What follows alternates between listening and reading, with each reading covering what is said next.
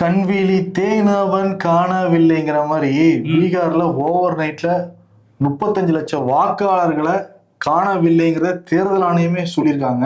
35 லட்சம் பேர் எங்க போயிருப்பாங்க? நிறைய இறந்து போனவங்கள நீக்கியாச்சு, ஒரு 18 லட்சம் பேரை.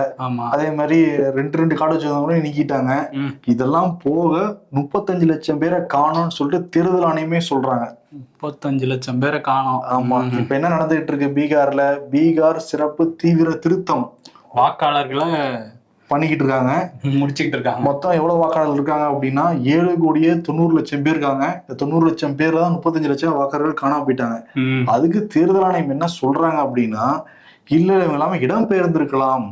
ஏன்னா பீகார்ல வேலை வாய்ப்பு இல்ல, நிதிஷ்குமார் சரியா ஆட்சி பண்ணல அப்படின்னு எதுவும் சொல்றாங்களா? அவங்க படிவங்களே கொடுக்கல, ஆனா 35 லட்சம் பேரை காணும் அப்படிங்கிறாங்க. அப்ப என்ன பண்ண போறாங்க? காணவில்லைன்னா நீக்கிட போறாங்க. சரி, இல்ல ஓட்டு போட வருவாங்கல்ல அவங்க. எங்கேயாவது நம்ம தமிழ்நாட்டுல பாக்குறோம், தென் மாநிலங்கள்ல நிறைய பேர் பீகாரை சேர்ந்தவங்க வேலை பாக்குறாங்க. காணவில்லைன்னா இது என்ன புரியலையே, நீக்கிறோம்னா என்ன ஐடியால அதை பண்றாங்க? ஆசை எனக்கு புரியுது.